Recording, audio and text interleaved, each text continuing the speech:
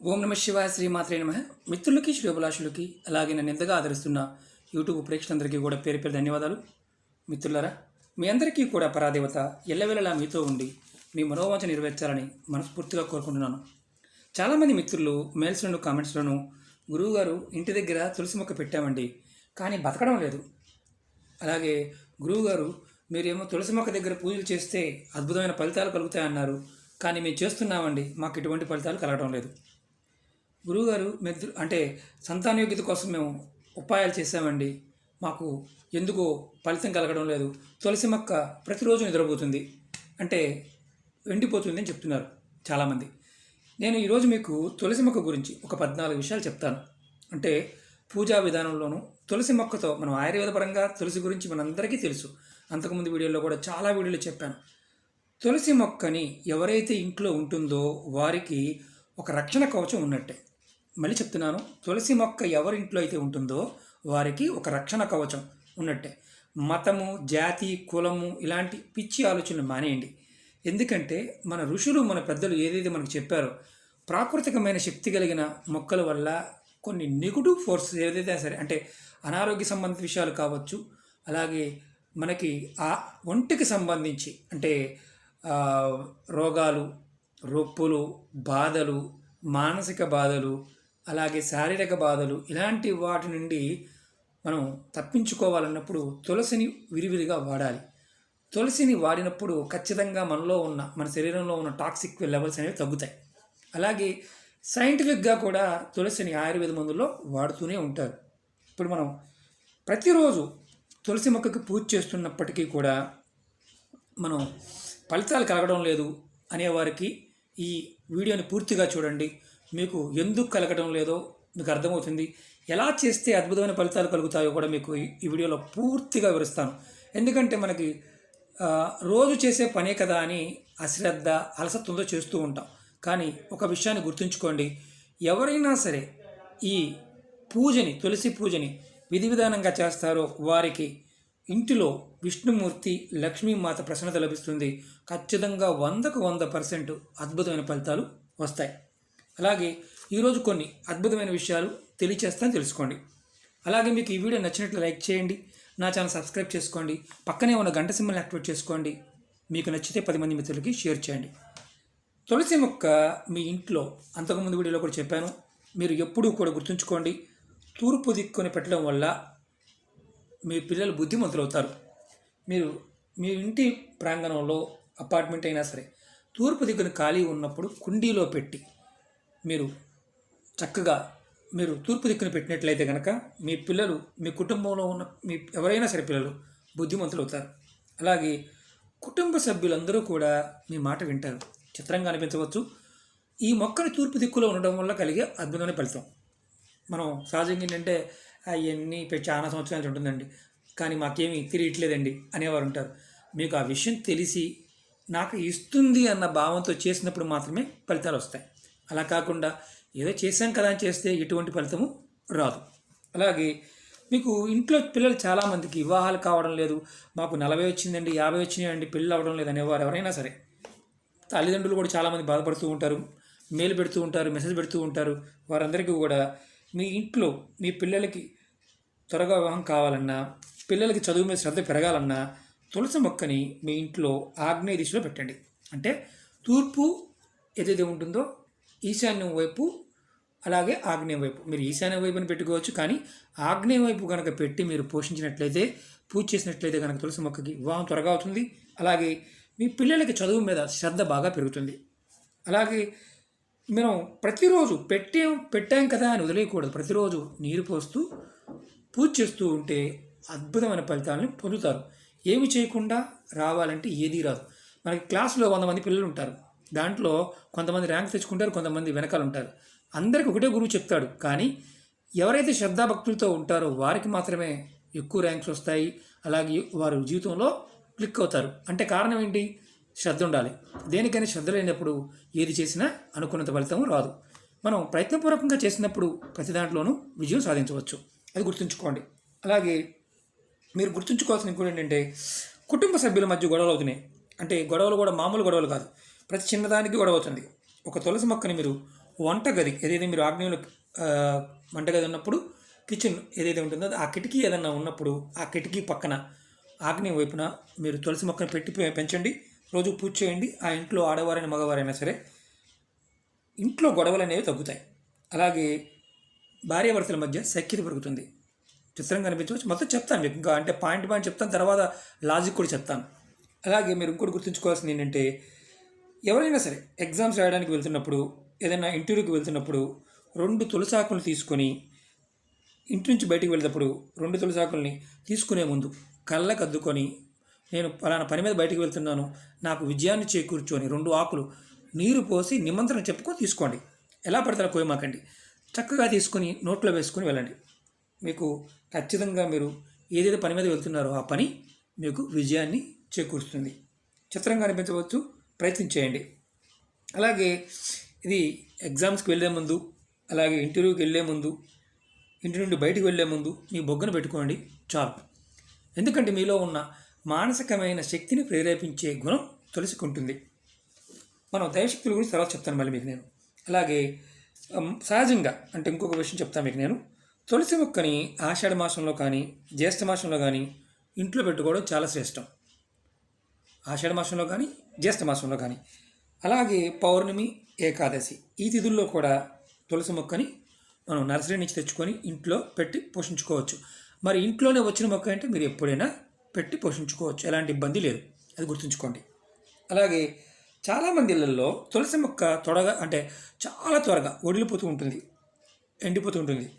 భయపడుతూ ఉంటారు, మాకు కలిసి రావడం లేదంటారు. ఎక్కడైతే మీ మీద నెగిటివ్ ఎనర్జీ పనిచేస్తూ ఉంటుందో అక్కడ తులసి మొక్క ఎండిపోతూ ఉంటుంది. అంటే మీ మీద దాని ప్రభావం అధికంగా ఉన్నప్పుడు తులసి తీసుకుంటుంది, మొక్క వెళ్ళిపోతుంది. మళ్ళీ కొత్త మొక్క పెట్టండి, మీకు ఎటువంటి నష్టము జరగదు, మంచే కానీ చెడు అనేది జరగదు. ఎందుకంటే ఆ మొక్క నెగిటివ్ ఎనర్జీ తీసుకోవడం వల్ల ఆ మొక్క వదిలిపోయిందని అర్థం. అంతేకాని ఏదో మనకి ఇబ్బంది అవుతుందని మాత్రం అనుకోవద్దు. ఎండిపోయిన మొక్కని మీరు ఏదైనా సరే కుండీలోంచి తీసినప్పుడు పారే నీళ్ళల్లో కానీ లేదా ఏ రావి చెట్టు మొదల్లో అయినా సరే ఈ మొక్క ఎండిపోయిన మొక్కని వదిలేయండి. అవకాశం లేదు మాకు అనుకున్నప్పుడు చక్కగా ఈ ఎండిపోయిన మొక్కను తీసుకువెళ్ళి మీరు ఎవరు తొక్కని ప్రదేశంలో ఏదైనా పెద్ద పువ్వుల చెట్టు ఉంటే కనుక దాని మొదల్లో పెట్టండి. ఎందుకంటే ఎక్కడ పడితే అక్కడ పడేయమాకండి. పూజ చేసే వాటిని జాగ్రత్తగా మనం విశ్వాసంతో ఉండాలి కాబట్టి విశ్వాసంతోనే చేయాలి, లేకపోతే ఫలితం అనేది రాదు. అలాగే ఇంకో చిన్న అద్భుతమైన ఉపాయం చెప్తాను.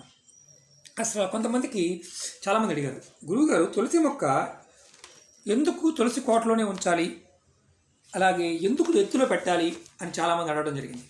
తులసి మొక్కని మనం ఎప్పుడూ కూడా కింద చూపు ఇలా కిందకు చూస్తూ ఉంటాం. కూర్చున్నప్పుడు మన ఎదభాగానికి అంటే కరెక్ట్గా భూమి నుంచి 1 అడుగు ఎత్తు ఉండాలి. మినిమం 8 అంగుళాలు, అంటే ఇప్పుడు ఈ కుండీ కనిపిస్తుంది కదా, ఈ కుండీ అంత ఎత్తన్నా ఉండాలి. 8 అంగుళాలు ఎత్తన్నా కుండీ ఉండాలి, దానిలో మొక్క ఉండాలి, మరీ భూమిలో ఉండకూడదు. మనం దీపారాధన చేసిన అందుకే తులసి కోటలోనే మొక్కను పెట్టమని చెప్తూ ఉంటారు. అంతకుముందు వీడియోలో కూడా తులసి మొక్క దగ్గర వినాయకుడు పెట్టకూడదని ఒక వీడియో చేశాను. ఆ వీడియో కూడా మీరు నా వీడియోస్ నుండి చూడండి. తులసి మొక్క కంపల్సరీగా మినిమం 1 అడుగు ఎత్తున్న కుండీలోన పెట్టుకోవాలి, మరీ తక్కువ ఎత్తులో ఉన్న కుండీలో పెంచకూడదు. అలాగే ఎందుకంటే తులసి మొక్కని మనం ఆయుర్వేద పరంగా కాదు, దైవపరంగా దైవశక్తులు ఉన్నాయని నమ్మి విశ్వసించినప్పుడు ఎవరికైనా సరే అద్భుతమైన ఫలితాలు ఇస్తుంది. అలాగే తులసి మొక్కని ఆదివారం కానీ ఏకాదశి సమయంలో కానీ గ్రహణ సమయంలో వీటిల్లో మీరు ఎప్పుడూ కూడా గుర్తుంచుకోవాల్సింది ఏంటంటే, ఈ నీళ్లు మనం మామూలుగా నీరు పోస్తుంటాం కదా, మీరు ప్రతిరోజు నీళ్లు పోయొచ్చు, కానీ ఆదివారం ఏకాదశి గ్రహణ సమయంలో మాత్రం తులసి మొక్క మొదల్లో నీళ్లు పోయమాకండి. మీరు ఇంట్లో పెట్టి పోషించి పూజ చేసే మొక్కకి మాత్రం మీరు ఆదివారం నాడు కానీ ఏకాదశి రోజు కానీ గ్రహణ సమయంలో మీరు నీరు పోయవద్దు మొక్కకు పూజ చేసేదానికి. మిగతా మొక్కలు పెరట్లో మీరు మామూలుగా ఆయుర్వేదానికి పూజకి వాడుకునే ఆకులు కోసుకు వాడుతుంటారు కదా, అలాంటి వాటికి ఇబ్బంది లేదు. కానీ నిత్యం పూజ చేసే మొక్కకు మాత్రం నీరు పోయవద్దు, మిగతా సమయంలో నీరు పోయవచ్చు. అలాగే తులసి ఆకుల్ని మీరు బాగా గుర్తుంచుకోండి. మీరు నీరు పోయటం వల్ల మీకు ఏం జరుగుతుందో మీరు అనుకోవచ్చు, మీలో పాజిటివ్ ఎనర్జీ పెరుగుతుంది. అలాగే ఇంకొక ఉపాయం చెప్తాను. తులసి ఆకులను కోసేటప్పుడు నిమంత్రణ చెప్పుకోవాలి, ఎలా పడితే అలా కోయకూడదు. ఏమనంటే, నేను పలానా అవసరం కోసం ఇంతకుముందు కూడా చెప్పాను, పలానా అవసరం కోసం నేను తీసుకుంటున్నాను అని నిమంత్రణ చెప్పి మాత్రమే తులసి ఆకులు తీసుకోవాలి. ఎలా పడితేలా లాగేయటం కానీ పీకటం కానీ చేయకూడదు. ఎందుకంటే మనకెంత ప్రాణం ఉందో మొక్కల్లో కూడా అదే ప్రాణం ఉంటుంది. మన దైవశక్తులు కలిగిన మొక్కల్ని ఎంతగా గౌరవిస్తామో, ఎంతగా ఆరాధిస్తామో, ప్రకృతిని ఎంతగా ప్రేరేపిస్తామో మనకంతగా శక్తినిస్తుంది. అలాగే అలాగే తులసి ఆకులు కోసేటప్పుడు నిమంత్రణ చెప్పుకోవాలి. తులసి ఆకుల్ని ఆదివారం నాడు కానీ, ఏకాదశి, అమావాస్య, గ్రహణ సమయంలో, రాత్రి సమయంలో పొరపాటును కూడా కోయవద్దు. కోయటం వల్ల మీరు నెగిటివ్ ఫోర్స్ని ఎదుర్కొంటారు. అలాగే ప్రతి గురువారం తులసి మొక్క కొద్దిగా మొదల్లో పాలు పోయిన, అంతకుముందు వీడియోలో కూడా చెప్పాను, పాలు పోయడం వల్ల మీకు లక్ష్మీమాత మీ ఇంట్లో ఎప్పుడు స్థిరంగా ఉంటుంది. కొద్దిగా ఒక అర స్పూను పాలైనా మొదల్లో పోయండి. అలాగే మీరు గుర్తుంచుకోవాల్సిన విషయం ఏంటంటే, ప్రతిరోజు సాయంత్రం తులసి మొక్క దగ్గర దీపం పెట్టి మీరు మనస్ఫూర్తిగా కోరుకుంటారు, వారికి సమస్యలు కష్టాలు అనేవి రావు. మేము చేస్తున్నామండి అయినా మాకు వస్తున్నాయంటే పక్కింటి వారి గురించి ఆలోచించడం మానేయండి. ఎందుకంటే మీరు పూజ చేస్తూ పక్కింటి వారినో ఎదుటి వారినో తిట్టుకుంటూ ఉన్నా, లేకపోతే ఎదుటి వారి గురించి ఆలోచిస్తూ ఉన్నా మీకు పొరపాటును కూడా ఎటువంటి శుభ ఫలితాలు కలగవు. మీ మనసులో ద్వేషభావాన్ని పక్కన పెట్టండి. మీరు సొంత కుటుంబ సభ్యుల గురించి మీరు మాట్లాడుతూ ఉంటారు పూజ చేస్తూ. అలాంటి మానేసినప్పుడు మీకు మెల్లమెల్లగా ప్రతిదీ కూడా మీకు కలిసి వస్తుంది. అలాగే ఇంకొకటి చెప్తాను మీకు నేను. విష్ణుమూర్తికి తులసి దళాలతో మనం పూజ చేస్తున్నప్పుడు బాగా గుర్తుంచుకోండి, స్వామివారి అష్టోత్తరం కానీ శతనామాలు చదివినా, స్వామివారికి 2 దళాలు సమర్పించిన మీ ఇంట్లో ధనానికి లోటు అనేది ఎప్పుడూ ఉండదు.